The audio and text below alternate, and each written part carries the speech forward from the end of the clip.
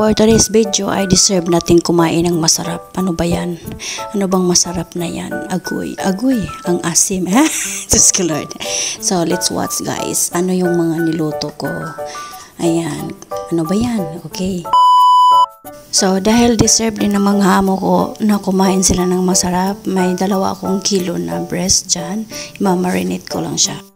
Lagyan ko lang ng paprika, black pepper, salt, at saka soy sauce. Ayun.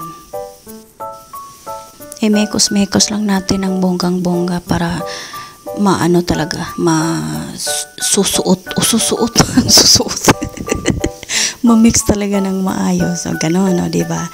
Tapos, i-marinate ko siya ng 2 hours. Takpan ko lang siya ng maayos at ilalagay sa fridge. Gano'n.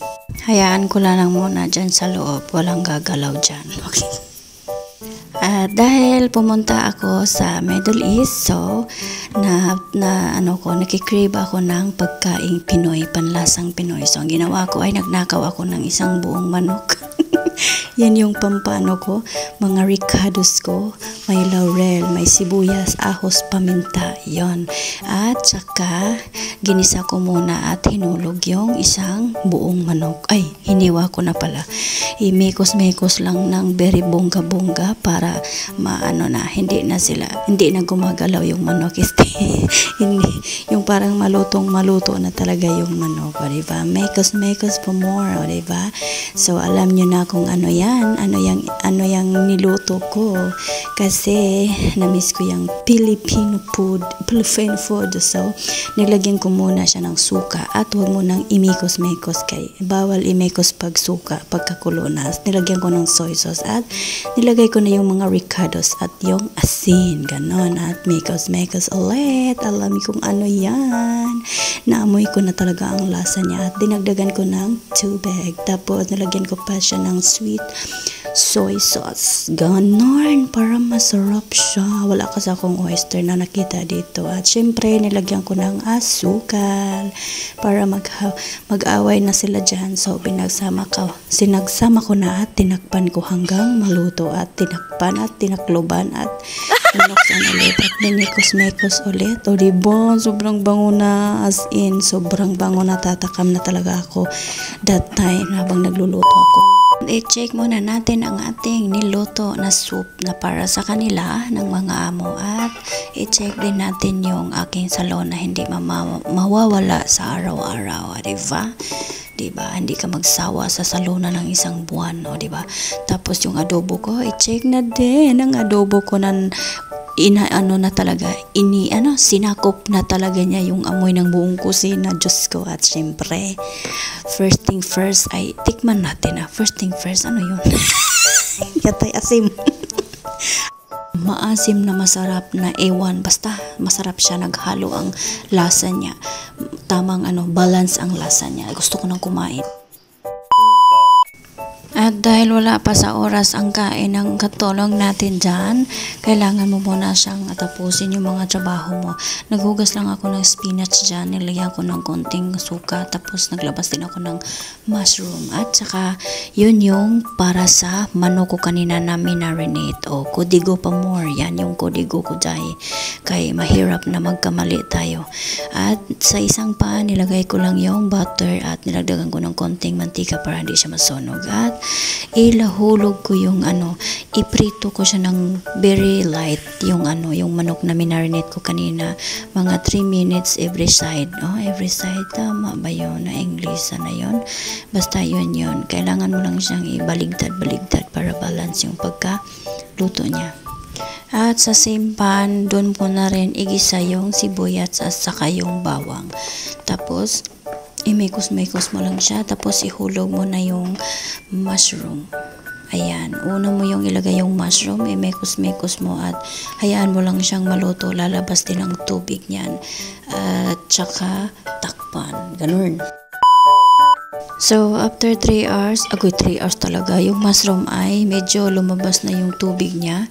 Mismong sariling tubig niya yan. Medyo luto na pero kulang pa rin. At pwede mo na siyang ihulog din yung spinach. Marami lang siya tingnan pero konti lang yan pagka ano na, o diba? Yan, tinakpan ng konti lang, tapos mas dumami pa yung tubig kasi yung spinach din, nagdagdag din yan ng tubig. Tapos lagyan mo na siya ng cooking cream at soy sauce. Dinagdagan ko ng Maggi para mas malasa siya, at ibinalik ko na yung manok kanina na prenito natin, at saka takpan, sandali lang. Tapos pag kumulo na, maglipat na naman tayo sa isang Pyrex. Ilagay natin dyan, i-arrange muna natin yung manok, diba? Palipat-lipat, tapos ibuhos yung sabaw niya mismo. Tapos i-ano mo lang, medyo ibabaw konti yung manok, yung ipalutang mo yung manok para malagyan mo ng cheese mozzarella on top, diba? Tapos iluto mo lang din yan siya sa oven. Yan, parang magiging golden brown lang siya. Saglit lang yan, niluto ko lang siya ng mga 15 minutes. Ganon, ayan na siya. Yan, diba? Ang ganda na niyang tingnan. At yun lang ang ating cooking serye for this 1 month Ramadan, diba? So, panahon na naman sa sarili, at kanina pa ako takam na takam sa ulam kong adobo agoy Ginoo ko. Mapapakain na naman ako ng very bongga-bongga dito.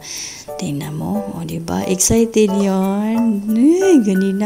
Kanina pa talaga, nung pagkaluto gusto na ko nang kumain, pero hindi pa ako nakasaing. So, pinigilan ang sarili. At yan, 3 hiwa talaga ang nilagay una. Ayan, at may juice pa ako dyan. Nagtimpla pa ako ng juice. Diba?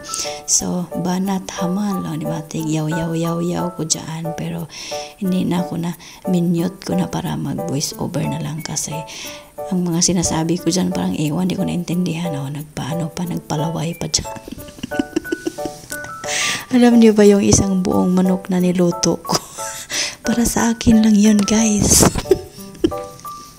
Mga pang ilang kain din yun na magawa ko, di ba? So, hamal pa more, di ba? Nasa unahan pa yung mga paminta, hindi na lang kinain din. Sinong kumakain ng paminta, guys? Hindi kayang nguyain yung paminta o yung lalaki yatay.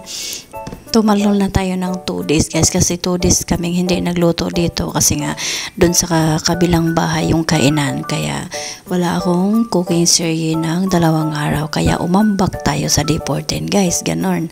Tapos yung malapit na matapos yung Ramadan, so survive pa naman siguro, so deserve ko na talagang kumain ng masarap kasi naumay na ako sa mga niluto ko, kaya naisipan ko na talaga, satisfied cravings talaga ako for today's video, kay nakaluto talaga ako ng adobo. Pinoy foods ang person ngayon. Diyos ko, excited ako, nag-isip kanina kung anong pwede kong makain.